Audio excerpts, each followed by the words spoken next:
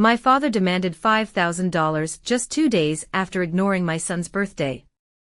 Instead of money, I sent him a box of rusted bolts and a note, "Build your own life." But when he retaliated by forging my signature on a mortgage, I stopped being a daughter and became his creditor. Now my brother is behind bars, and my father lost the house I bought out from under him. Listen to the story of how auditing family betrayals turned me from a victim into their worst nightmare. I need $5,000 by Friday. Brandon is finally launching the firm. That was the message my father sent. No greeting, no happy birthday to his grandson, and certainly no apology for missing the party 48 hours earlier. My name is Claire and I work in forensic accounting. I spend my days identifying irregularities, finding those small, jagged edges where the truth doesn't quite fit the narrative. And I knew, with absolute certainty, that my brother didn't have a firm. He had a gambling debt. For the first time in 6 years, I didn't open my banking app. Instead, I walked out to the garage. I packed a heavy cardboard box with several pounds of bent, rusted industrial bolts. I insured the package for exactly $2. Inside, I tucked a single, handwritten note, "Build your own future." Then, I sent it. To understand why I mailed a box of scrap metal to my father, you have to understand the scene 2 days prior. You have to imagine standing in the thin, searing heat of a Denver afternoon, watching a 7-year-old boy's heartbreak in real time. My son, Oliver, isn't like most kids his age. He doesn't care for tablets or plastic toys. He asks for different grades of sandpaper and specialized wood glue. He has the soul of an old-world craftsman trapped in the body of a second grader. For weeks leading up to his birthday, he hadn't been dreaming about what he would receive. He was focused on what he was giving. He had spent dozens of hours in our workshop, his small face perpetually smudged with sawdust, building 3 intricate wooden valet trays. One for his grandfather, Arthur, one for his grandmother, Eleanor, and one for his uncle, Brandon. He had sanded the walnut until it felt like silk. He had applied the finish himself, his tongue poking out in intense concentration, terrified of leaving a single streak. "Grandpa can keep his pocket watch and keys here," he told me, his eyes bright with pride. "That way, he won't lose them anymore." He wasn't looking for praise. He was trying to be useful. He was trying to earn a seat at a table that had never truly made room for him. The party was set for 2 o'clock. By 2:15, the street was silent. I told Oliver it was just the weekend traffic. We sat on the front porch, the dry mountain heat radiating off the pavement. I had ordered a custom cake, layered with dark chocolate and sea salt caramel, his favorite. It sat on the patio table under the shade of the umbrella, but even the Colorado summer was relentless. By 2:45, the cake had begun to list to one side, the frosting turning into a glossy, melted puddle. I checked my phone. No missed calls. No texts.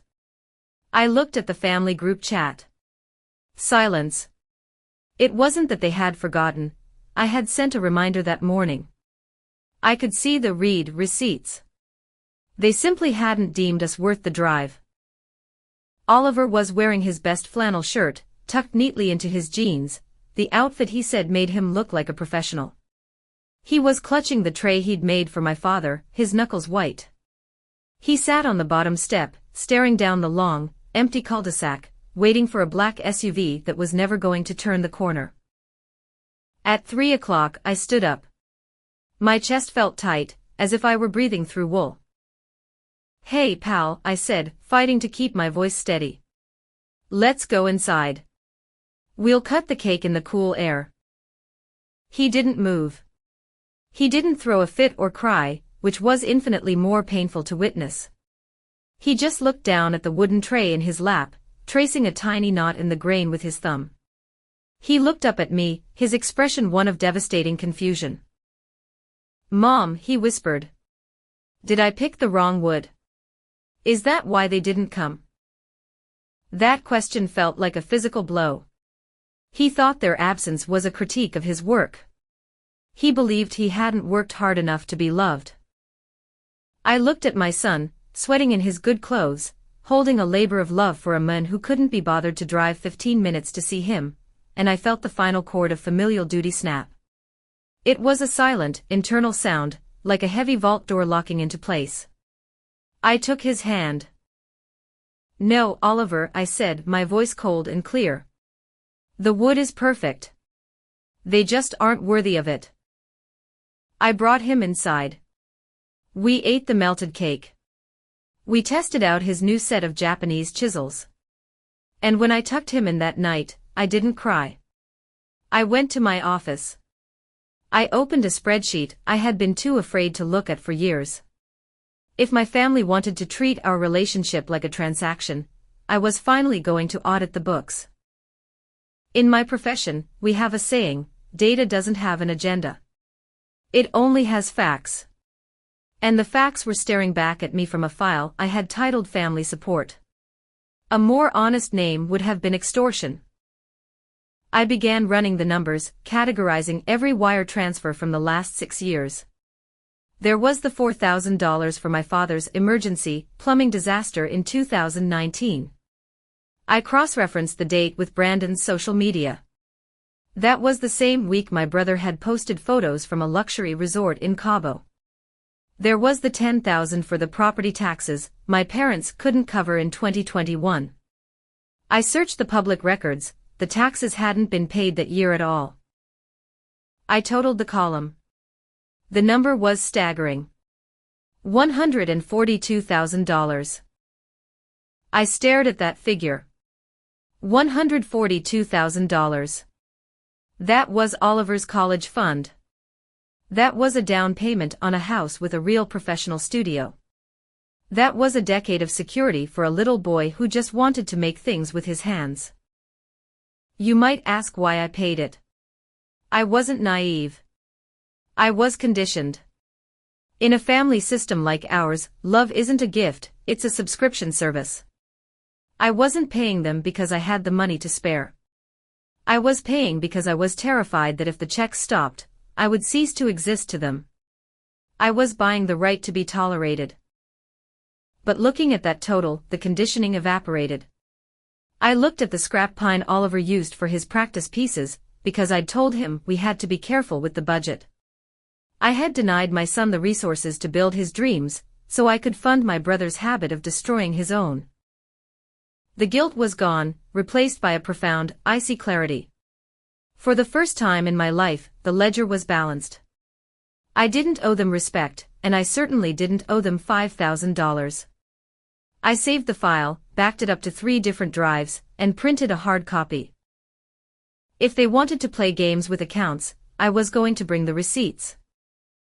I sat at my desk, the pale blue glow of the monitor cutting through the dark room.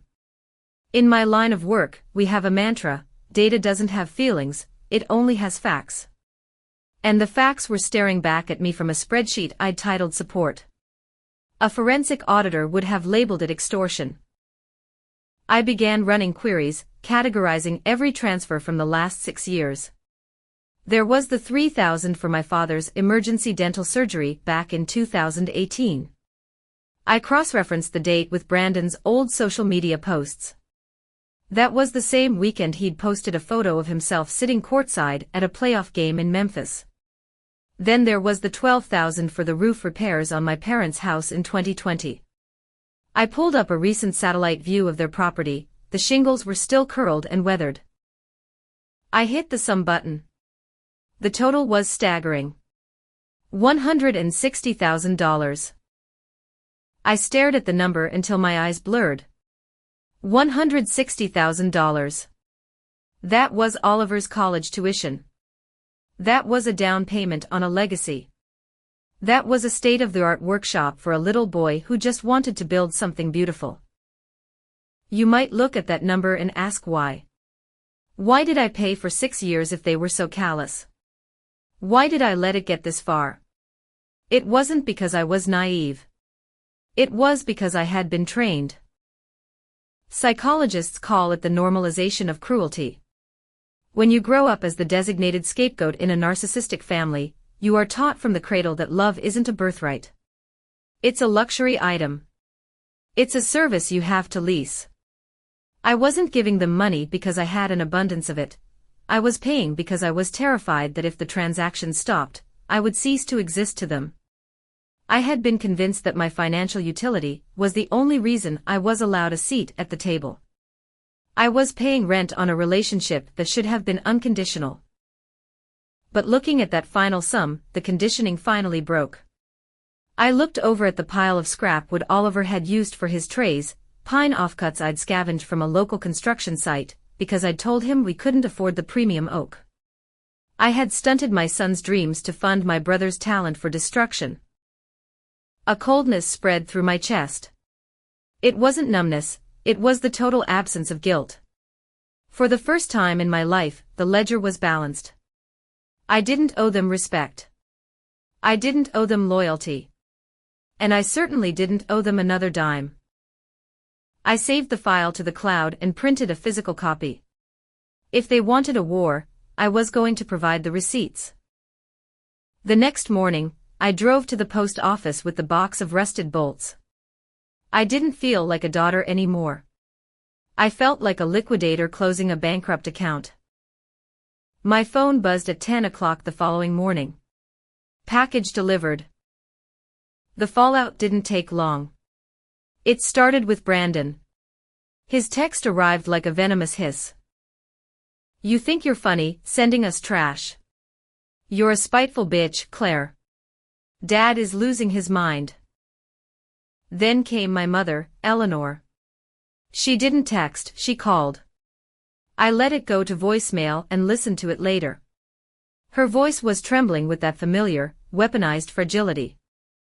Claire, I don't know what's come over you. You're destroying the family over a simple misunderstanding. Why must you be so difficult? Just apologize so we can move past this. A misunderstanding. That's what she called ignoring a child's birthday. Finally, the hammer dropped. My father, Arthur, didn't scream. He sent a single, clinical email. If that $5,000 isn't in my account by Friday at 5, don't bother showing up for the holidays. Don't bother calling. You are dead to this family. He was threatening me with the very thing I had already decided to do. He was trying to fire me from a job I had already quit. But his desperation triggered a professional reflex in me. If he was this frantic for cash, desperate enough to disown his only daughter over it, then his situation was far more dire than a simple gambling debt. A memory surfaced, sharp and cold. 7 years ago, fresh out of college and still desperate for my father's approval, I had co-signed the deed to their house to help them refinance. I had never removed my name. Technically, I was still a partial owner. I logged into the county clerk's public records portal, my fingers hovering over the keys. I searched the property address. When the results loaded, the blood drained from my face. There was a new lien on the house, a second mortgage taken out 6 months ago. I opened the digital document and scrolled to the bottom. There, right next to my father's jagged scrawl, was my signature. It was a convincing forgery, but it was a forgery nonetheless. On the day that document was signed, I had been in Memphis for a logistics summit. I had the receipts, the flight logs, and the hotel folios to prove I was 500 miles away. My father hadn't just asked for money, he had committed a felony in my name. He had stolen my credit to fund his son's addiction. I leaned back in my chair. The old Claire, the daughter who craved a scrap of affection, would have called them screaming. She would have begged for an explanation. But the auditor didn't want an explanation. She wanted a resolution. I looked at the lender listed on the filing. It wasn't a major bank, it was a high-risk predatory firm known for snatching up distressed assets. I picked up the phone. I didn't call the police yet. I called the lender. I navigated the automated menus until I reached a loan officer and verified my identity. Then I dropped the bomb. I'm looking at a loan document with my signature on it. A signature I did not write. However, I'm not calling to file a fraud claim just yet. I see the note is 90 days past due. It's distressed. The officer's tone shifted instantly from bored to alert. It is currently in pre-foreclosure, yes. I don't want to litigate, I said, my voice flat and professional. I want to buy the note. I want to buy the debt. I had the capital. I had the savings I had hoarded for 6 years, the money that was supposed to be my safety net. Today it was my weapon. By 4 o'clock that afternoon, the wire transfer was pending. I wasn't just their daughter anymore. I wasn't their scapegoat. I was their landlord, and the rent was due. The next day at the office was a blur of inventory reports, but my mind was entirely focused on the transaction clearing. At 2 in the afternoon, my phone buzzed. It wasn't a text, it was an alert from my home security app. Motion detected, garage. I opened the live feed, and my stomach dropped. My father's truck was backed up to my driveway. Arthur and Brandon were prying open the side window with a crowbar. They climbed inside, not quietly but with a desperate, frantic energy, tearing through the shelves and grabbing my power tools. The drill press, the miter saw, the sanders I'd bought for Oliver. They weren't just looking for things to sell. They were stripping my son's future. Then Brandon lifted one of Oliver's finished pieces, a small, prized walnut chest, and smashed it against the concrete floor to see if anything was hidden inside. That was the moment the last of the light went out. This wasn't a family dispute. This was criminal. Watching them rage through my garage, destroying a child's hard work for pawn shop cash, I finally understood what drove them. It was the power illusion of the empty wallet. For years, their sense of authority had depended on my money. Without it, they were hollow. They weren't stealing out of necessity, they were lashing out because my independence and my son's talent exposed their own failures. They thought they were reclaiming power. In reality, they were giving me evidence. I hit record. Then I called 911. I have a break-in in progress, I said calmly. I have a live video feed. The perpetrators are armed with tools. I'm 5 minutes away. When I pulled into the driveway, police lights were already strobing against the house.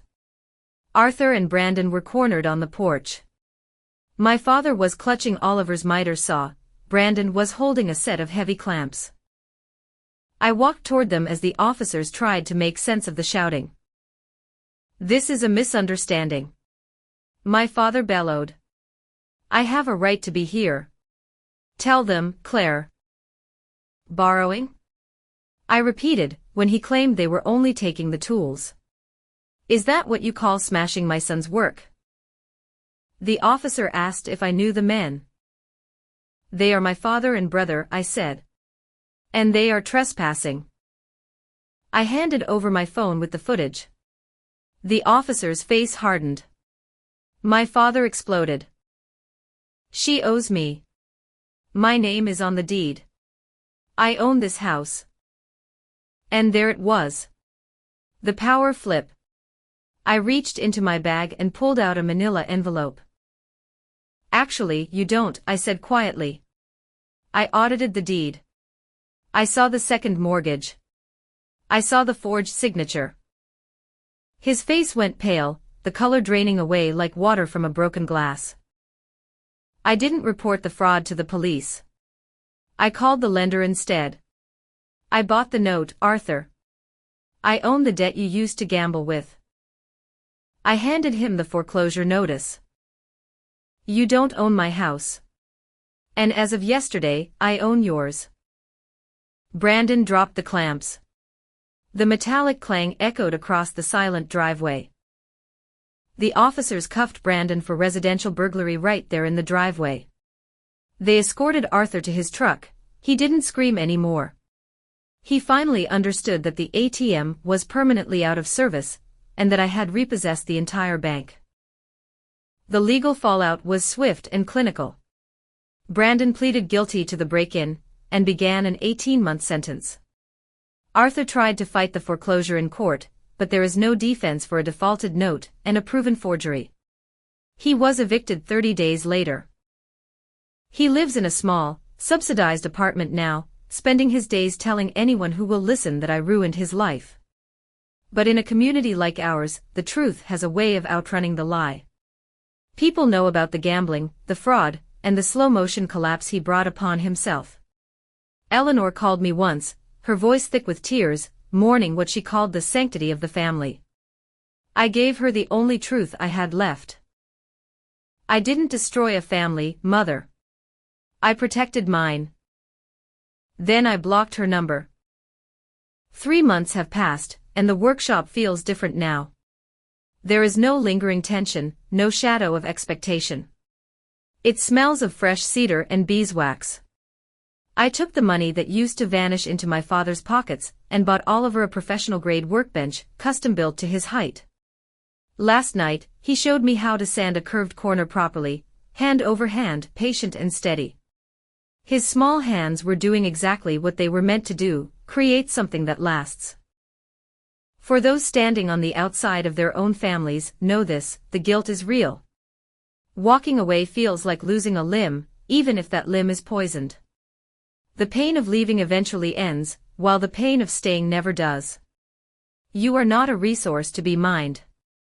You are not a footnote in someone else's dysfunction. You are the architect of your own peace. Last week, we launched a small online store for Oliver's work. We named it the $2 box. We sold out of every piece in 4 hours. If you've ever had to rebuild your life from the wreckage of a family that didn't deserve you, remember that you are the one holding the tools now. You build your own future.